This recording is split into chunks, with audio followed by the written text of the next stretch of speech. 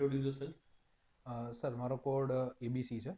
મેં મારું graduation computer science એન્જિનિયરિંગમાં કર્યું છે. ત્યારબાદ હું માસ્ટર્સ માટે સેન હોઝે સ્ટેટ યુનિવર્સિટીમાં હતો. ત્યાંથી સેન હોઝે સ્ટેટ યુનિવર્સિટી. ત્યારબાદ મેં કોમ્પિટિટિવ એક્ઝામ્સની તૈયારી ચાલુ કરી અને એપ્રિલ 2022થી હું સામાન્ય વહીવટ વિભાગમાં સેક્શન અધિકારી તરીકે કાર્યરત છું. મારી hobbies bird watching, animal rescue અને નેચર રિલેટેડ એક્ટિવિટીઝ કરવાની છે.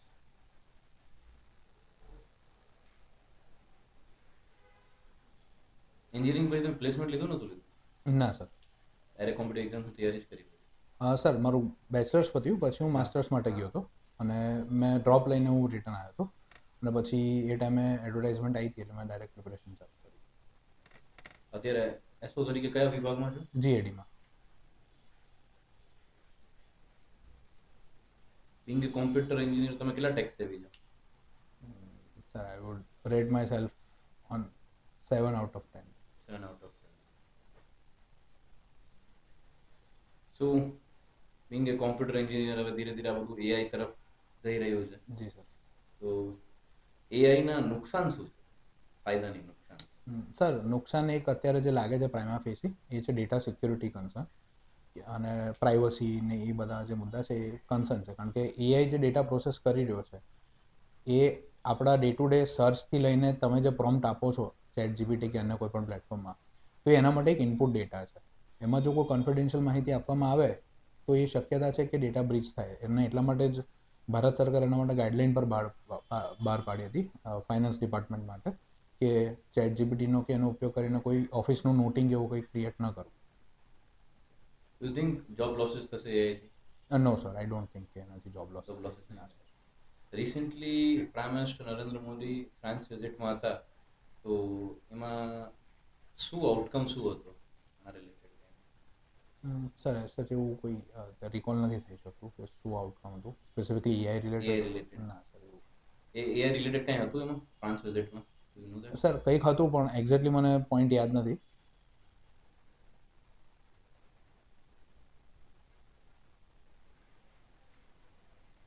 રિસેન્ટલી વી હેવ સીન કે આપણે અમદાવાદમાં કોલ્ડ પ્લે કોન્સર્ટ થયું હતું where it had a very good image of Gujarat and Ahmedabad. ત્યાં બધી રીતે એક ઓફિશિયલ ઇવન ગવર્મેન્ટ તરફથી બી પોસ્ટ મૂકવામાં આવી હતી ગવર્મેન્ટ. તો વોટ ડુ યુ થિંક કે ભાઈ આ કોલ્ડ પ્લે કોન્સર્ટ કે અથવા મોટા મેજર ઇવેન્ટ્સથી ગુજરાતની ઇકોનોમીને કેવી રીતે ફાયદો થાય? સર આ ટાઈપના જે ઇવેન્ટ થાય છે એનાથી ગુજરાતનું ઇન્ફ્રાસ્ટ્રક્ચર એ વર્લ્ડ ક્લાસ લેવલનું છે અને આ પ્રકારની ઇવેન્ટને આપણે હોસ્ટ કરી શકીએ છીએ. એના માટે આપણે સક્ષમ છીએ. પહેલું તો એ પોઈન્ટ પ્રૂવ થાય છે કે આપણી કેપેસિટી વર્લ્ડમાં ન્યુયોર્ક કે લંડન કે એ જે સિટીઝ જે લેવલનું કરી શકે છે આપણે કરી શકીએ છીએ. તો એક આપણી ઇમેજ. બીજું કે સર એના લીધે ઇકોનોમીને બૂસ્ટ મળે છે. આજે કોલ્ડ પ્લેનો કોન્સર્ટ જોવા લાખો લોકો આવ્યા ગુજરાતમાં કે અમદાવાદમાં, તેના લીધે લોકલ ઇકોનોમીને 2 કે 3 દિવસ માટે જે બૂસ્ટ મળ્યું, તો આવી વારંવાર ઇવેન્ટો થશે એકની સક્સેસ જોઈને, તેનાથી લોકલ ઇકોનોમીને બૂસ્ટ મળશે અને ટુરિઝમ કે ગુજરાતના લોકો આવશે, જોશે, જાણશે, તો એટલું વધારે ટુરિઝમને આપણે એટ્રેક્ટ કરી શકશું. ટુરિઝમ તમે કીધું, ગુજરાતના ટુરિઝમને પ્રમોટ કરવા માટે તમારા તરફથી 3 સૂચનો કયા હોઈ શકે? સર ટુરિઝમને પ્રમોટ કરવા માટે પહેલી વસ્તુ તો એ કે ત્યાં પ્લાસ્ટિકનું પોલ્યુશન જે હોય છે એને આપણે રિસ્ટ્રિક્ટ કરવું જોઈએ. No use of plastic should be done, જેથી કરીને એ જગ્યાની ક્લીનલીનેસ આપણે જાળવી શકીએ. આજે મોટાભાગની પાણીના ધોધવાળી જગ્યાએ તમે જોશો તો ત્યાં શેમ્પૂના પેકેટ્સ કે એ બધા એ ટાઈપનું વેસ્ટ જોવા મળે છે, જે ફોરેનર્સની અંદર કે બીજા રાજ્યના ટુરિસ્ટોની અંદર એક નેગેટિવ ઇમ્પ્રેશન ઊભી કરે છે. તો એ કરી શકીએ. બીજું સર કે એ ટુરિસ્ટ પોઈન્ટની આજુબાજુ જે ખાણીપીણીની જગ્યા હોય, રહેવાની જગ્યા હોય, ત્યાં પ્રાઇસ કંટ્રોલ મિકેનિઝમ હોવું જોઈએ. અજાણો વ્યક્તિ છે તો એ છેતરાવો ના જોઈએ, એની પાસે ઈચ્છા મુજબના ભાવો ના વસૂલાવવા જોઈએ, જેથી કરીને એક ટ્રસ્ટ ઊભો થાય. આજે ઇન્ડિયાના ઘણા સ્ટેટમાં લોકો ફરવા જતાં ડરે છે, એનું કારણ ટ્રસ્ટ ડેફિસિટ છે. તો ગુજરાત એની અંદર સમાવિષ્ટ ના થઈ જાય એના માટે આપણે એનું એક રેગ્યુલેશન કરવું જોઈએ. અને ત્રીજી વસ્તુ સર એ કે કોઈ ગુજરાતની જેટલી પણ ફરવાલાયક જગ્યા છે એનું એક central database accessible to all હોવો જોઈએ, કે આજે ટુરિસ્ટ તરીકે હું સર્ચ કરું છું ઓનલાઈન કે કોઈ ઓફિસ મારફત, તો મને એ બધી જગ્યાઓની માહિતી અને એની શું વિશેષતાઓ છે અને હું ત્યાં કઈ રીતે પહોંચી શકું એની ગાઈડ હોવી જોઈએ, જે નથી અત્યારે. એક માન્યતા છે કે અને કદાચ ચાન્સીસ બી છે 2036માં ઓલિમ્પિક્સ જે કહેવાય ગુજરાતમાં યોજાણ, સ્પેસિફિકલી અમદાવાદમાં યોજાય. યુ થિંક અત્યારે we are equipped with all the sports infrastructure over here to host Olympics? Sir ઇન્ફ્રાસ્ટ્રક્ચરની વાત કરું તો we are working with a goal to host 2036 Olympics. No doubt right now we are not ready and no country is ready even 1 year before the Olympics, but we are trying our best. અને એના માટે તાજેતરમાં સરકારે એની જવાબદારી બી એક senior IAS ઓફિસરને આપી છે, who will be overseeing the entire development of infrastructure. But એ પોઝિટિવ છે ગુજરાત માટે કે ઓલિમ્પિકના બહાને તો ઓલિમ્પિકના બહાને ગુજરાતને એક વર્લ્ડ ક્લાસ લેવલનું સ્પોર્ટ્સ ઇન્ફ્રાસ્ટ્રક્ચર મળશે જે ગુજરાતના જ સ્પોર્ટ્સમેનને અને દેશના યુથને હેલ્પફુલ થશે.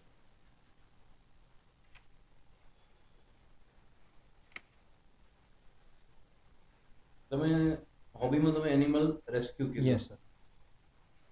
રિસેન્ટલી શું આજ તાજેતરમાં પ્રાઇમ મિનિસ્ટર નરેન્દ્ર મોદી ગુજરાતની વિઝિટ ઉપર છે. જી સર. એનો પર્પસ ઓફ વિઝિટ શું છે? સર પ્રાઇમ મિનિસ્ટર શ્રી સાસણગીરની વિઝિટ કરવાના છે. ઓકે, અને એની પાછળનો પર્પસ? સર વાઇલ્ડ લાઈફને એક ઇવેન્ટ છે એના માટે થઈને. વર્લ્ડ વાઇલ્ડ લાઈફ ડે ક્યારે છે? સર રિકોલ નથી લઈ શકતું. 3rd March. હા 3rd, સોરી. સાસણગીરમાં કયા એનિમલ જે કહેવાય ફેમસ છે એની માટે ક્યાંક ને ક્યાંક ગીર લાયન તમે સાંભળ્યું હશે. જી સર, એશિયાટિક લાયન્સ. એની યુનિકનેસ જે એશિયાટિક લાયન ગીર લાયન્સ છે, what is the uniqueness about it? Sir Asiatic lion એ એક કેટ ફેમિલીનું છે અને એ ગ્રાસલેન્ડ ઇકોસિસ્ટમની અંદર રહે છે. અને એની યુનિકનેસ એ છે કે એ જે મેલ લાયન હોય છે એની અંદર પ્રાઇડ બિહેવિયર જોવા મળે છે. આફ્રિકન લાયન્સ અને એશિયાટિક લાયનની વચ્ચેનો જો ડિફરન્સ જોઈએ તો એમની ફિઝિકલ સ્ટ્રક્ચરનો છે મેઇન, કે African lions are larger in size અને ગુજરાતની અંદર જે એશિયાટિક લાયન છે એમની size compare to African lions ઓછી છે. અને એક લાયન તરીકે મતલબ એક વાઇલ્ડ કેટ તરીકે આફ્રિકન કેટ અને એશિયન કેટ્સ મતલબ આફ્રિકન લાયન અને એશિયન લાયનમાં બીજી બધી સિમિલારિટી છે સાઇઝને છોડતા. અને તમે જે લાયનની વિશેષતા પૂછી તો ગુજરાત લાયનની એવી કોઈ સ્પેસિફિક વિશેષતા નથી કે જેને અન્ય મતલબ અપાર્ટ ફ્રોમ ફિઝિકલ પાર્ટ કે જેને Asiatic છૂટું lions which are there in Gir is found anywhere other than Gir currently in India? Currently sir નથી ઇન્ડિયામાં કશે, વાઇલ્ડમાં નથી. Asiatic lions ગીરમાં જ છે અત્યારે. હા અત્યારે સર એમાં એક વચ્ચે એવી ચર્ચા બી હતી કાના નેશનલ પાર્કમાં Yes. મધ્યપ્રદેશમાં આપણા ટ્રાન્સલોકેટ કરી દેવા જોઈએ Gir national park just to save it, કે ભાઈ ક્યાંક ક્યાંક એવું થાય નહીં. Yes sir. What is your view of? Sir એમાં મારો વ્યૂ એવો છે કે કાના નેશનલ પાર્કમાં ઓલરેડી ટાઈગરની પોપ્યુલેશન છે. વર્લ્ડમાં કોઈ પણ જગ્યાએ ના હિસ્ટોરિકલી ના એટ પ્રેઝન્ટ એવું કદી જોવા નથી મળ્યું કે ટાઈગર અને લાયન્સ એક જ ફોરેસ્ટ એરિયામાં હોય. તો બહુ રિસ્કી આ પોઈન્ટ છે, કારણ કે જે વસ્તુ ભૂતકાળમાં નેચરલી કદી થઈ નથી એ આપણે ના કરવી જોઈએ. કારણ કે ગીરના એરિયામાં કદાચ નેચરલ કેલામિટી કે રોગચાળાના લીધે લાયન એક્સટિંગ થવાનો કદાચ ભય રહેલો છે, પણ ત્યાં we don't know how will they behave.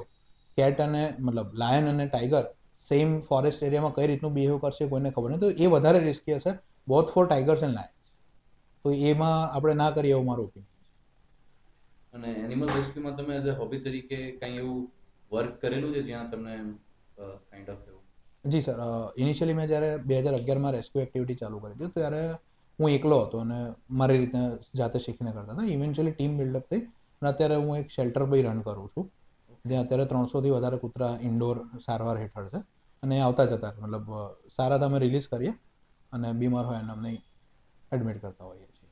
Great. So, did you played any role during this Uttarayan or the bird rescue? Yes sir, I am district in charge for Karuna Abhiyan and I am doing this role since last 15 years. Okay, good. This is the world's largest animal rehabilitation center. It is recently opened in Jamnagar, Vantara. Okay, good. ગુજરાતમાં bullet train જે કહેવાય એ project બી aggressive પેસે ચાલી રહ્યો હતો. એક બે દિવસ પહેલા પાછું ન્યૂઝમાં બી હતું હમણાં.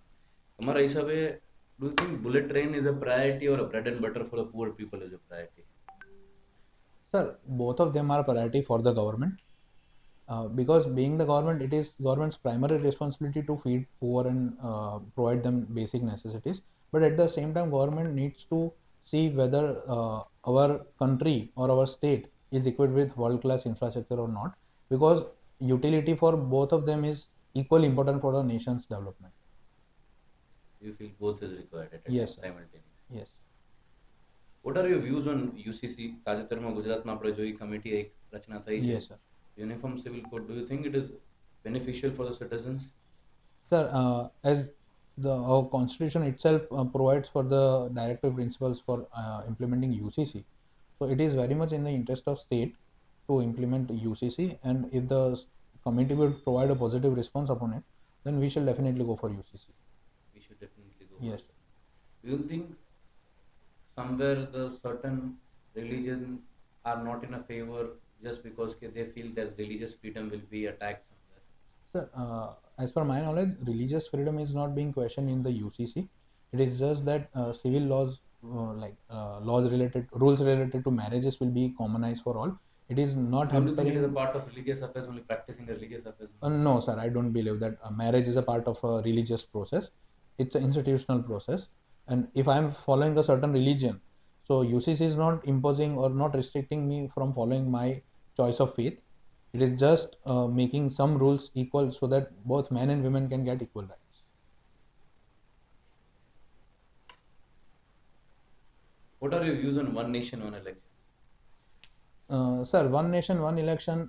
Right now, it's a big challenge for India, but eventually it will be helpful because it will save a lot of resources. Because in my 3 years tenure, I have played a role of presiding officer twice, so I know how hectic the work is and how Mamlatdar or a collector will be doing in this time, and how imposing of model code of conduct affects the development process of the state and other government related activities.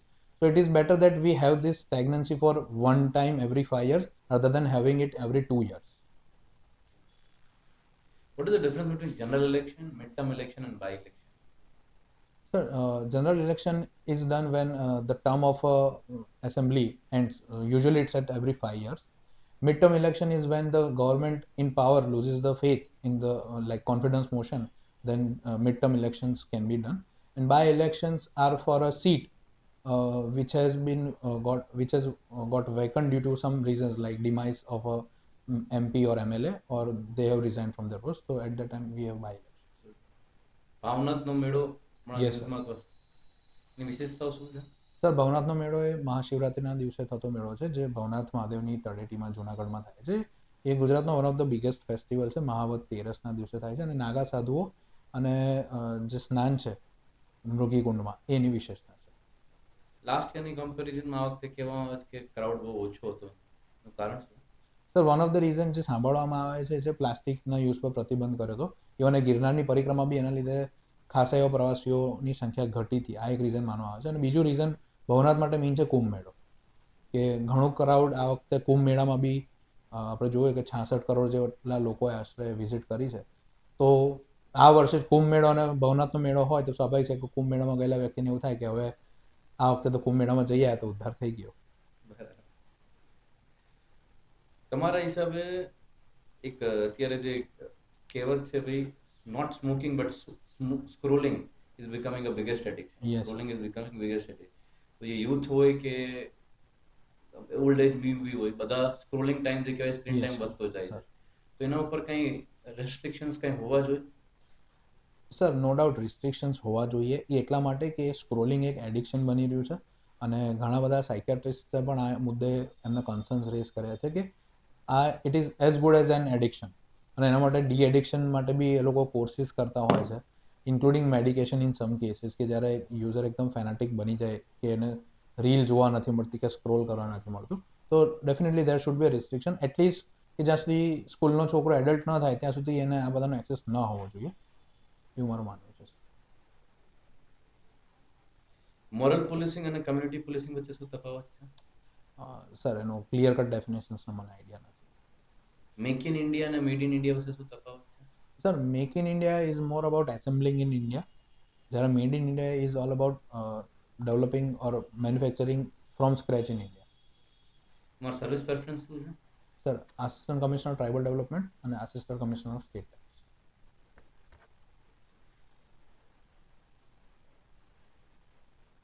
As a SC, ST, what do you feel? What are the major reforms required in the GST department? Sir, as a assistant commissioner of state tax, I think that simplification of GST laws is a very big challenge, and it has to be done in priority, so that the less the number of court cases or legal issues, and the less confusion in the law, it will promote the businessmen or the traders to easily cope up with the taxation system. Have you heard about the bogus billing part? It's Yes, sir. also a major headache. What are your views on it? Sir, bogus billing part is all has happened in Gujarat also in many districts. That is all because of there was no proper validation while issuing the GST number. So we can incorporate process like Aadhaar authentication in that, like we are following it in mobile number issue nowadays. So it can be reduced or it can be easily managed now. So it was a loophole and it has led to bogus billing issues. What is the difference between tax evasion and tax avoidance? So tax evasion is something that when a person or an entity is deliberately not paying tax, and tax avoidance is using the loopholes of the laws to avoid being get taxed. Which one is legal and which one is illegal? Or both one is legal. So morally, both are not right. Technically speaking, tax evasion is illegal. Tax evasion. What do you see? What are the major problems for the tribal population in Gujarat? Sir, major problems of tribal population is one is lack of education, lack of employment opportunity. Other is remote areas. They live in remote pockets, so infrastructure is not proper there, including all kind of basic infrastructure. And another thing is their culture, which is a bit more isolated from the mainstream than it should be. If you have been given a choice of a three district choosing for a posting, Yes, sir. which three district you will choose As a ACST or as a ACTD. as a tribal development officer? So I would choose for Dang, Tapi, and Valsad.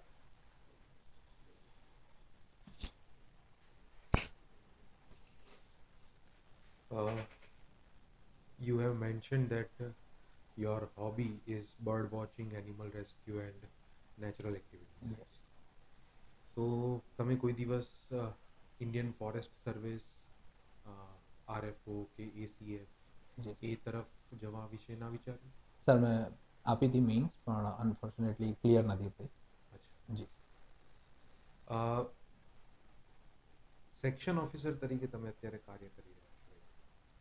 તમારા ડિપાર્ટમેન્ટનું જે work culture છે એની કોઈ પણ negative 3 બાબતો વિશે જણાવો. Sir હાલમાં એક કરંટનો મુદ્દો અમારા ડિપાર્ટમેન્ટમાં જે ચાલી રહ્યો છે એ છે ડિજિટલ અટેન્ડન્સ સિસ્ટમ જે રિસેન્ટલી ઇન્ટ્રોડ્યુસ થઈ છે અને પાયલટ બેઝિસ પર હું જે ડિપાર્ટમેન્ટમાં કામ કરું છું એમાં લાગુ કરવામાં આવી છે. તો ત્યાં અમારા સર્ટન કન્સર્ન્સ છે રિગાર્ડિંગ ડેટા સિક્યુરિટી. તો એ એક અત્યારે નેગેટિવ પોઈન્ટ છે. બાકી ઓવરઓલ જનરલ એડમિનિસ્ટ્રેશન ડિપાર્ટમેન્ટ કે જેમાં હું કામ કરું છું એ એમ્પ્લોય માટે બહુ ફ્રેન્ડલી ડિપાર્ટમેન્ટ માનવામાં આવે છે. What makes you happy in your life? 3 things that makes you happy. Sir, the first and foremost thing which makes me happy is when I see a bird or animal being released after a treatment or proper care. That is the most happiest feeling. Another is if I am able to achieve the goals before time, which have been allocated me as a section officer or as a part of my duty. So it also gives me happiness that at least I am doing for what I am being paid for, and I am doing it in a proper manner. Another thing is to go out with my friends on free days.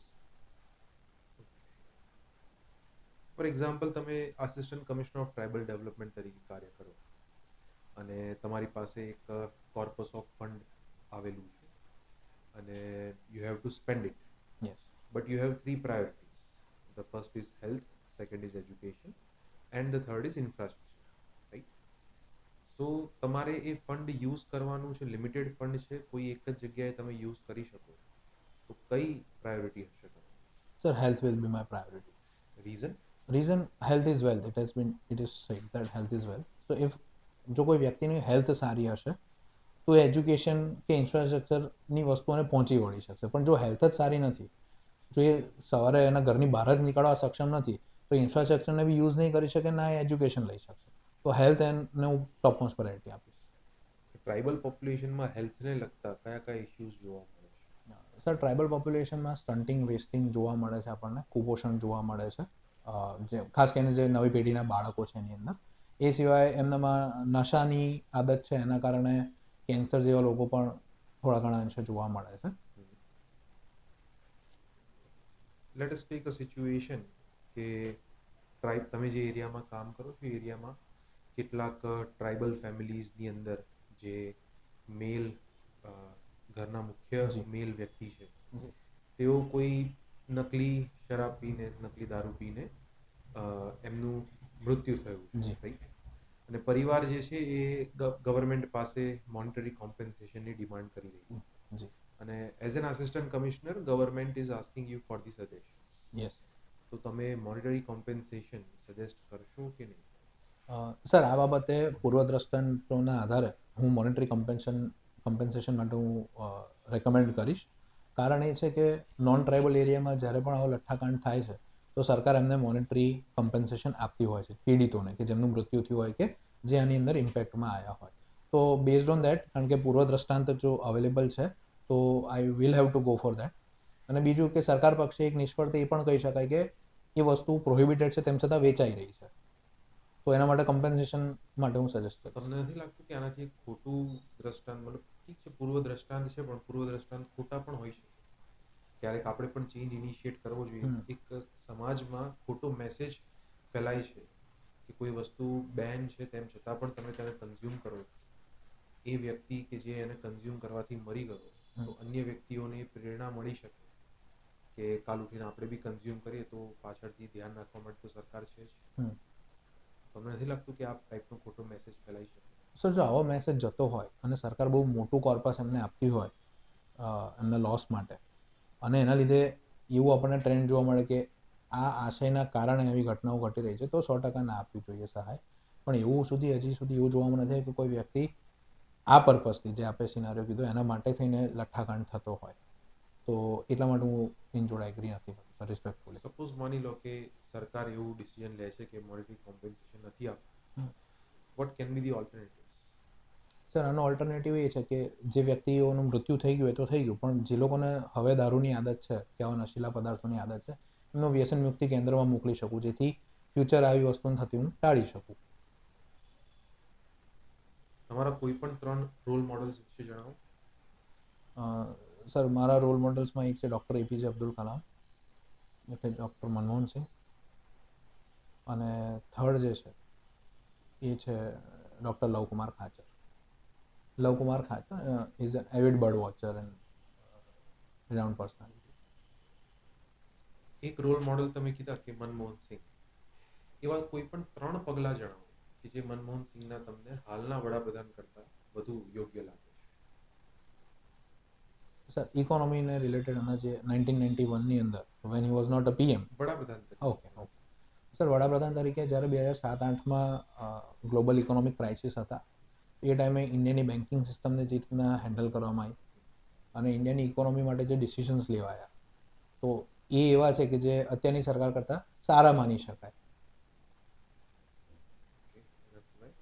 એના સિવાય sir Indo US relations, આપણી nuclear deal બી થઈ હતી જેનો બહુ વિરોધ હતો, તેમ છતાં સક્સેસફુલી એ ડીલ થઈ ઇન્ડિયા અને યુએસ વચ્ચે ન્યુક્લિયર ડીલ. તો અત્યારે આપણને ટેરિફના કિસ્સામાં એ સક્સેસ નથી મળી રહી, તો એ બી એક આપણી પોઝિટિવ સાઈડ હતી. અને સર ચાઇના સાથે જે આપણી પોલિસી હતી, તો મારું એવું માનવું છે કે at the time of Manmohan Singh આપણે ચાઇનાને સારી રીતે ટેકલ કરી શકતા હતા as compare to at present condition. Because અત્યારે આપણી વાતચીતો થાય છે પણ ચાઇના ના તો બોર્ડરથી એમના ટ્રૂપ્સ હટાવી રહી છે, ના તો આપણને ટ્રેડમાં કંઈક બેનિફિટ થઈ ગયું છે.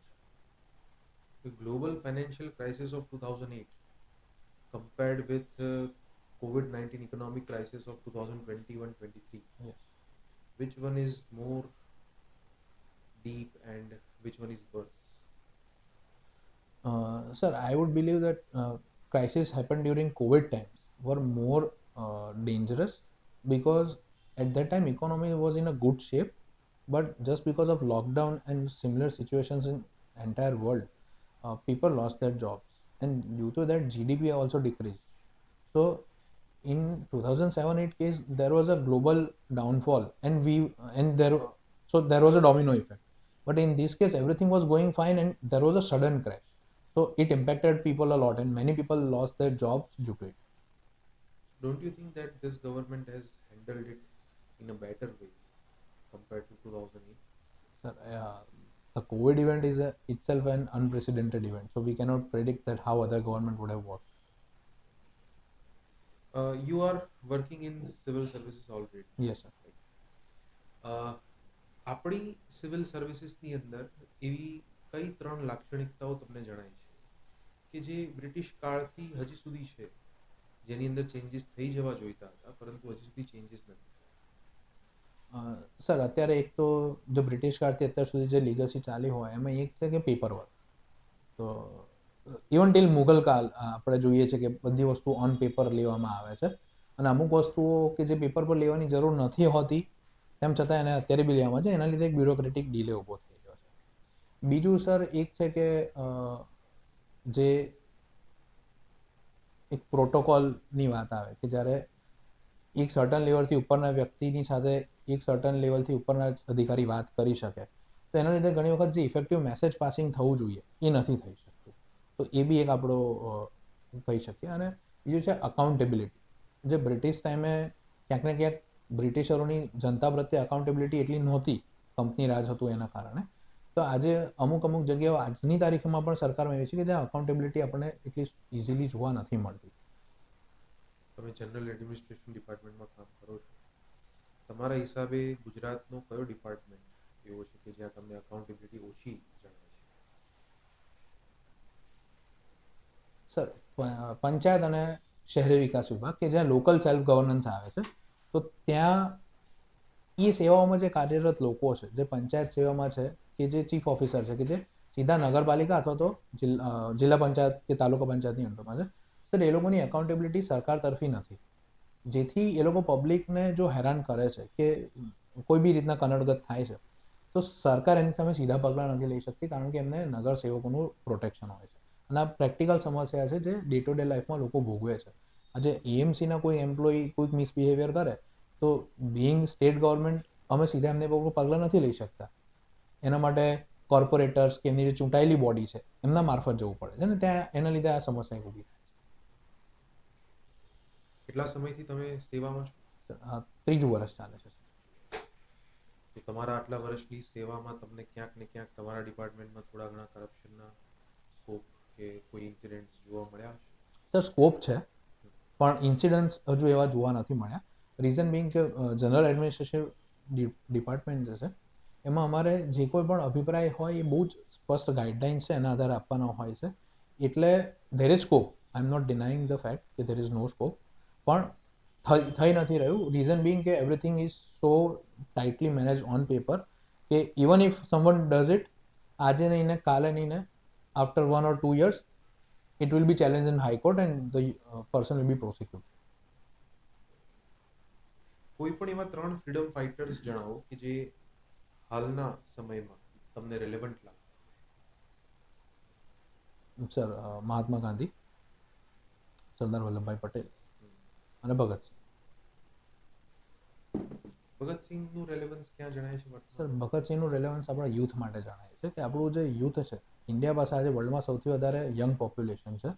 તો ભગતસિંહ એમના ટાઈમે જે કહેતા હતા કે યુથ કેવું હોવું જોઈએ, એક્ટિવલી નેશન બિલ્ડિંગમાં એનું પાર્ટિસિપેશન હોવું જોઈએ, સમાજ માટે વિચારતો હોવો જોઈએ, દેશ માટે પહેલાં વિચારતો હોવો જોઈએ, એ આજે આપણે ત્યાં નથી જોવા મળી રહ્યું. આજનું આપણું યુવાધન તમે રાત્રે નીકળો તો મોબાઈલ લઈને બેઠો હોય કે સ્ક્રોલિંગની બહાર નથી આવતું. તો એવા ટાઈમે ભગતસિંહ યાદ આવે કે એ ટાઈમના નવયુવાનો હતા કે જે દેશ માટે 22 વર્ષની કે 23 વર્ષની ઉંમરે જેલમાં જઈને ફાંસીએ ચડતા હતા, અને આજનો યુવાન છે કે જે 25 વર્ષે બી ઇન્સ્ટાગ્રામની રીલ એકબીજાને શેર કરવામાંથી ઊંચો નથી આવતો. તો ત્યારે એમ થાય કે એ હોત તો કાલે પરિસ્થિતિ અલગ.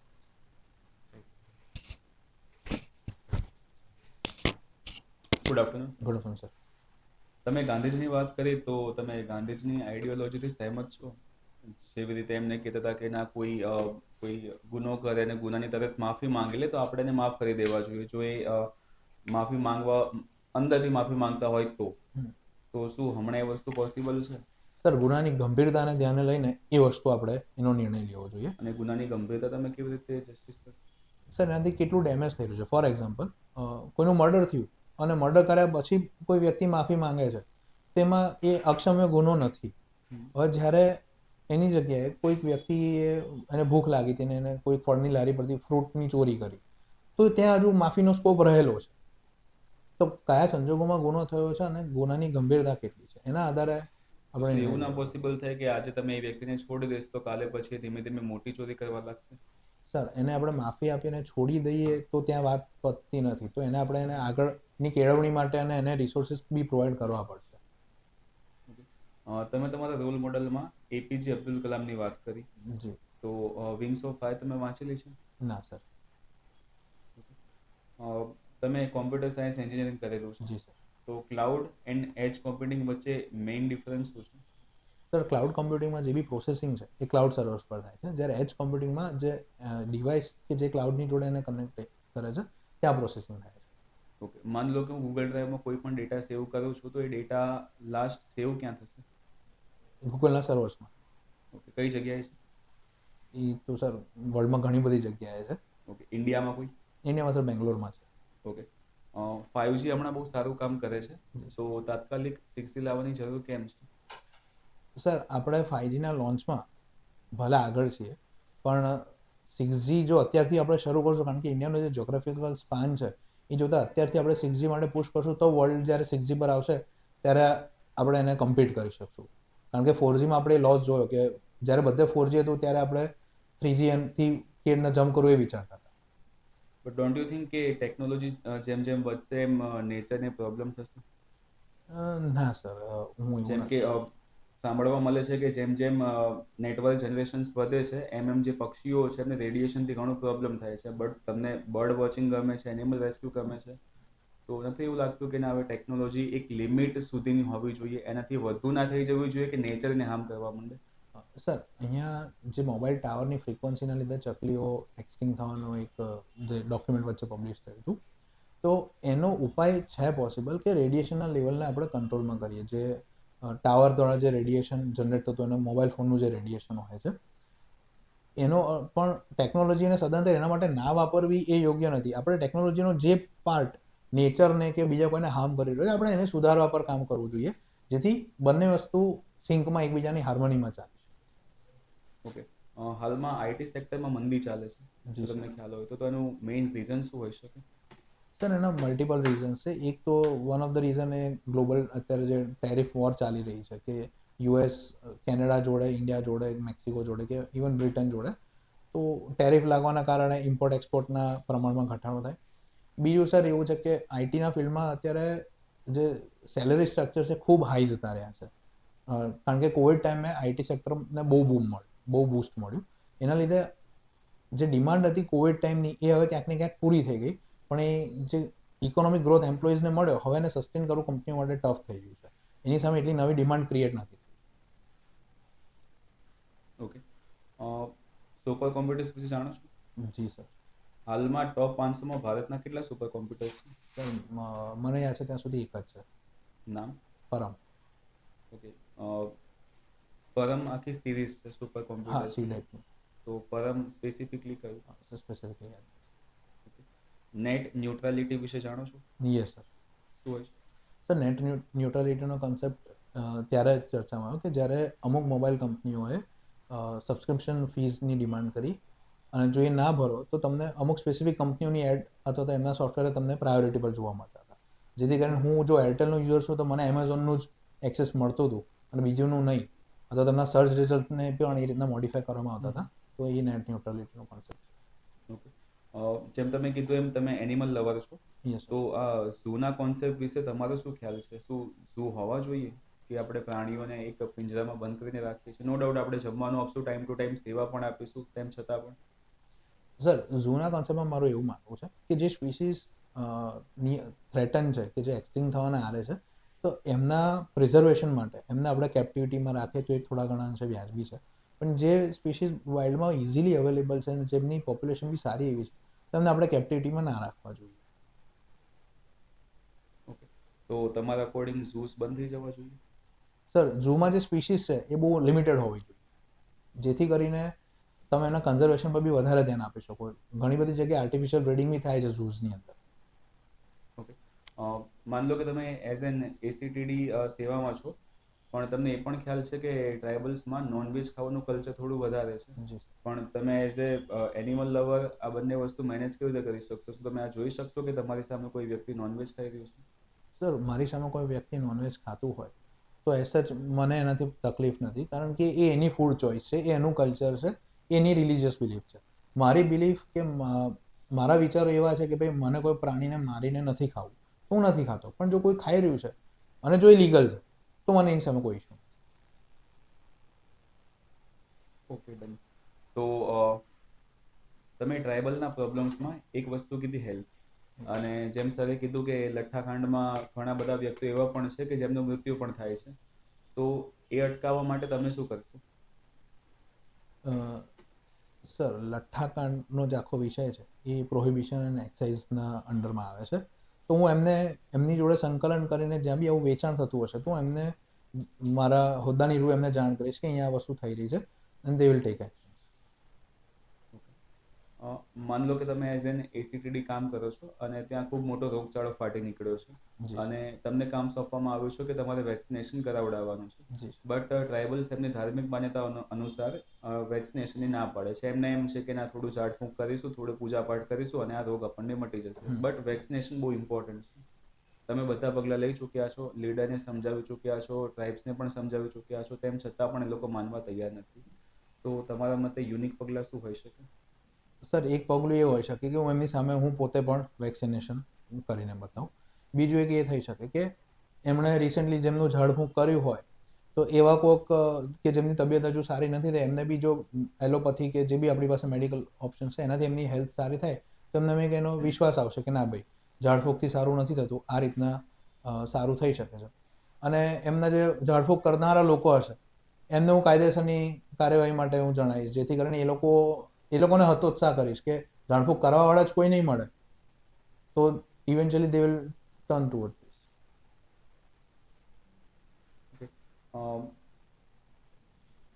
તમે હમણાં કીધું મૃગીકુંડ, એક શબ્દ તમે ભવનાથના મેળામાં યુઝ કર્યો હતો. એવું કેવી રીતે હોઈ શકે કે ટ્રાઇબ્સ લોકો પોતાની જે માન્યતાઓને અનુસરે એ ખોટી હોય અને આ પ્રમાણે કોઈ મોટા મેળામાં આપણે જે માન્યતાઓ અનુસરીએ એ સાચી હોય?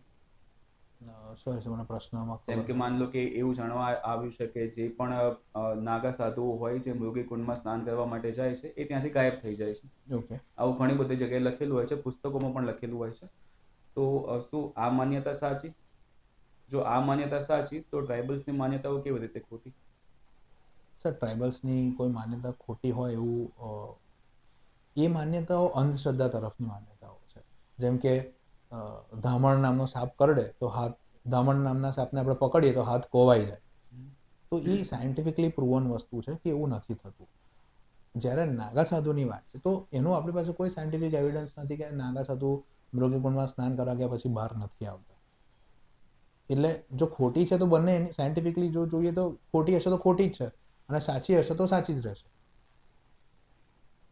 ઓકે, માન લો કે તમે એઝ એન એસીટીડી કામ કરો છો અને તમારી પાસે બે ઓપ્શન છે. તમારે કેનલ બનાવડાવવાની છે. બે ઓપ્શન એવા છે કે તમારી પાસે 2 મજૂર છે પણ તમે મોડર્ન ઇક્વિપમેન્ટ યુઝ કરીને એ કામ 10 કે 12 દિવસમાં બતાવી શકો છો. અને બીજો ઓપ્શન તમારી પાસે એવો છે કે તમે 20 મજૂર સાથે એ કામ 40 દિવસમાં બતાવી શકો છો. બટ તમારી પાસે ટાઈમની કોઈ લિમિટ નથી, તમે ગમે એટલો ટાઈમ લઈ શકો છો. તો તમે બંને ઓપ્શનમાંથી કયો ઓપ્શન ચૂઝ કરશો? સર, ટ્રાઇબલ એરિયાની અંદર જ્યારે હું આવું કંઈ કરી રહ્યો છું તો જો ત્યાં મનરેગાની અંદર આ રોજગારી જનરેટ કરવાનું શક્ય હશે તો મનરેગા મારફત આપીશ. અને જો એ શક્ય નહીં હોય કે ટેન્ડર મારફત જ જવાનું હશે તો એજન્સી જે કરશે. પણ મારો પર્સનલ ઓપિનિયન એવો રહેશે કે જો સમયની કોઈ મર્યાદા નથી અને બજેટની કોઈ મર્યાદા નથી અને રોજગારી સર્જન કરવાથી ત્યાંના લોકોને થોડો આર્થિક લાભ મળી શકે તો એ પ્રિફર કરીશ. પણ એ ડિપેન્ડ કરશે અને with approval of competent authorities. Okay, માન લો કે બજેટની કોઈ સમસ્યા ના હોય તો તમે 20ના બદલે 50 મજૂર રાખશો? ના સર, બજેટની મર્યાદા નથી પણ જે કામ માટે જેટલા માણસોની જરૂર હોય એટલાને જ હું ઓક્યુપાય કરીશ. નહીંતર આમ તો આખા ગામને પછી અમર કરવું પડે. Okay. Last question. Yes sir. What is your vision or goal in life? Sir, my goal is in life to retire peacefully and start my own animal hospital where just like Vantara but not at that big scale obviously, but I want to do something for that. We'll call you in